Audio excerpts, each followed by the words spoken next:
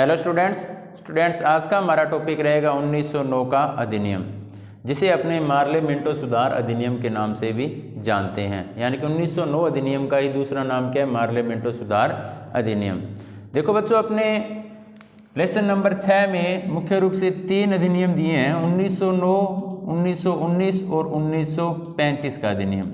ये तीनों अधिनियम ही अपने सिलेबस में रखे गए हैं, इसीलिए अपने इन तीनों अधिनियमों को कंप्लीट करेंगे। तो इसके अंतर्गत जो हमारा पहला अधिनियम है 1909 अधिनियम, उसे आज अपने कंप्लीट करते हैं। तो इस अधिनियम को किस नाम से जाना जाता है? मार्ले मिंटो सुधार अधिनियम के नाम से जाना जाता है। क्यों जाना जाता है इस नाम से? क्योंकि इसे बनाने में 2 प्रमुख व्यक्तियों का योगदान था। पहले व्यक्ति कौन थे? Governor general. कहाँ के? भारत के गवर्नर जनरल लॉर्ड मिंटो। दूसरे भारत सचिव थे कौन? जॉन मार्ले। इसीलिए इन दोनों के नाम से ही इस अधिनियम का नाम क्या पड़ गया? मार्ले मिंटो सुधार अधिनियम। इसे बनाने के पीछे कुछ एक कारण भी थे।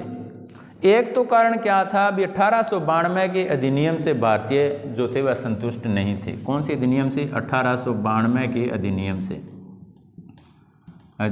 से भारतीय संतुष्ट नहीं थे।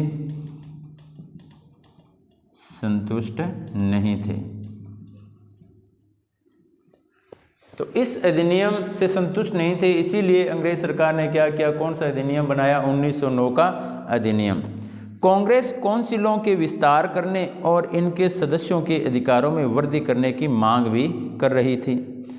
एक और बात क्या थी भी? 1905 ईस्वी में बंगाल के विभाजन के विरोध में हुए आंदोलन ने क्रांतिकारी गतिविधियों को बढ़ा दिया था। कांग्रेस के नरम दल के प्रभाव को कम करने के लिए ब्रिटिश सरकार कुछ सुधार कर उदारवादियों यानी कि नरम दल को संतुष्ट करना चाहती थी। देखो क्या क्या कारण था। एक तो 1892 के अधिनियम से भारतीय संतुष्ट नहीं थे। दूसरा कारण, कांग्रेस काउंसिलों के विस्तार करने और उनमें सदस्यों के अधिकारों में वृद्धि करने की मांग कर रही थी। तीसरा कारण, 1905 में क्या किया गया? भंग किया गया, यानी कि बंगाल विभाजन के बाद ही कुछ बातों को लेकर कांग्रेस में अनबन हो गई और 1907 में सूरत अधिवेशन में, कहाँ? सूरत अधिवेशन में कांग्रेस 2 भागों में बंट गई। कौन कौन से भाग? एक तो था नरम दल और एक था गरम दल। और 1907 में सूरत के अधिवेशन में कांग्रेस कितने भागों में बंट गई? 2 भागों में। कौन कौन सी थी? नरम दल और गरम दल। कौन कौन से भाग थे? नरम दल और गरम दल। इसमें गरम दल का प्रभाव बढ़ा हुआ था और इसके नेता थे लाल बाल पाल। कौन कौन? लाल बाल पाल, यानी कि लाल से लाला लाजपत राय, बाल से बाल गंगाधर तिलक और पाल से विपिन चंद्र पाल। अब ब्रिटिश सरकार क्या करना चाहती थी? ब्रिटिश सरकार कांग्रेस के गरम दल के प्रभाव को कम करने के लिए ब्रिटिश सरकार कुछ सुधार कर उदारवादियों यानी कि नरम दल को संतुष्ट करना चाहते थे। ये उदारवादी थे, नरम दल के लोग थे, ये क्या थे? उदारवादी थे। इसीलिए अंग्रेज सरकार क्या करना चाहती थी? इन्हें संतुष्ट करना चाहती थी। किस लिए? क्योंकि वह क्या करना चाहते थे? गरम दल के प्रभाव को कम करना चाहते थे। सरकार कुछ समुदायों को अधिक सुविधा प्रदान कर भारतीयों में फूट डालना चाहती थी। इसके अलावा जो अंग्रेज सरकार थी वह क्या करना चाहती थी? भारतीयों में फूट डालना भी चाहती थी। भारतीयों में फूट डालना चाहती थी। इसीलिए उन्होंने कौन सा अधिनियम पारित किया? 1909 का अधिनियम पारित किया। वैसे अंग्रेजों का हमेशा से रूल रहा था, फूट डालो राज करो। अब अपने इस अधिनियम की विशेषताएं पढ़ते हैं। तो पहली विशेषता कौन सी रही? केंद्रीय व्यवस्थापिका सभा एवं प्रांतों की व्यवस्थापिका सभा का विस्तार किया गया। देखो क्या क्या किया गया? केंद्रीय व्यवस्थापिका सभा एवं प्रांतों की व्यवस्थापिका सभा का विस्तार किया गया। दोनों ही व्यवस्थापिका सभा का, कौन कौन सी? केंद्रीय व प्रांतीय व्यवस्थापिका सभा का विस्तार किया गया। विस्तार किया गया किस अधिनियम के अंतर्गत? 1909 अधिनियम के अंतर्गत। इनके सदस्यों की संख्या में वृद्धि की गई और प्रांतों में पहली बार गैर सरकारी लोगों का वर्चस्व बना। देखो क्या हुआ, जो केंद्रीय व्यवस्थापिका सभा थी और प्रांतीय व्यवस्थापिका सभा थी, इनके सदस्यों में बढ़ोतरी की गई। सदस्यों में बढ़ोतरी की गई। इसके अलावा अब पहली बार ऐसा हुआ जब गैर सरकारी लोगों का वर्चस्व यहां बना था। कहां?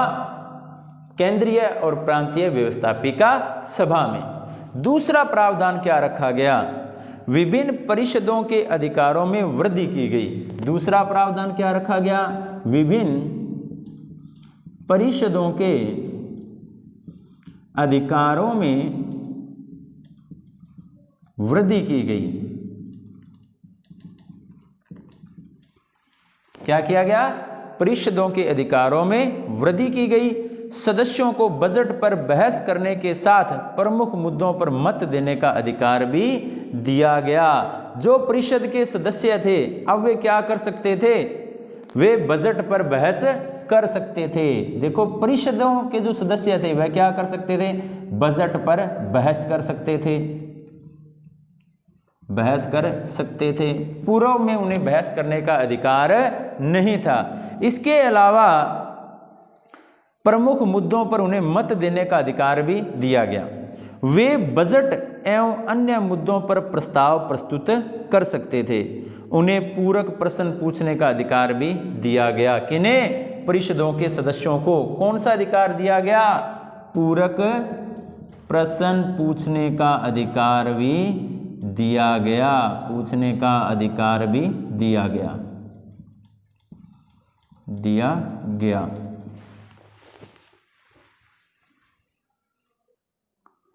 1909 अधिनियम के अंतर्गत तीसरा प्रावधान क्या किया गया? तो तीसरा प्रावधान सांप्रदायिक आधार पर किया गया। क्या किया गया? सांप्रदायिक आधार पर, सांप्रदायिक आधार पर पृथक निर्वाचक प्रणाली, निर्वाचक प्रणाली स्वीकार की गई। स्वीकार की गई या इसका गठन किया गया। गठन किया गया। देखो तीसरे प्रावधान के अंतर्गत 1909 अधिनियम के तीसरे प्रावधान में या तीसरी बात क्या रखी गई? सांप्रदायिक आधार पर पृथक निर्वाचक प्रणाली को प्रारंभ किया गया। अब इसमें क्या था? मुस्लिमों, जमींदारों, व्यापारियों आदि के लिए पृथक निर्वाचक मंडल की स्थापना की गई। किस किस के लिए? मुस्लिमों, जमींदारों और व्यापारियों के लिए। मुस्लिमों, जमींदारों व व्यापारियों के लिए। इनके लिए क्या प्रावधान किया गया? पृथक निर्वाचन मंडल की स्थापना की गई। चौथा प्रावधान क्या किया गया था इस अधिनियम के अंतर्गत? तो चौथा प्रावधान था गवर्नर जनरल को अपनी कार्यकारिणी में एक भारतीय सदस्य को लेने का अधिकार प्राप्त हुआ। देखो जो गवर्नर जनरल था, कौन है? Governor general. अब 1909 अधिनियम के अंतर्गत क्या प्रावधान किया गया? भी गवर्नर जनरल अपनी कार्यकारिणी में एक भारतीय को शामिल कर सकता था,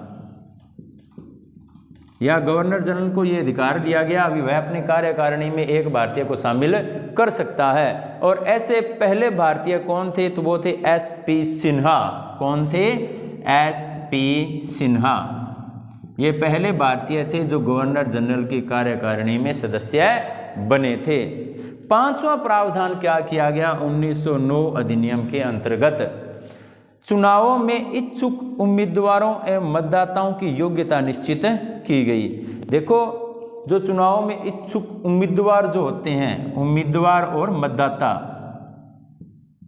उम्मीदवार व मतदाता, यानी कि जो चुनाव में भाग ले रहे हैं वो और जो वोट देने वाले हैं दोनों ही, इनके लिए क्या किया गया? योग्यता निश्चित की गई।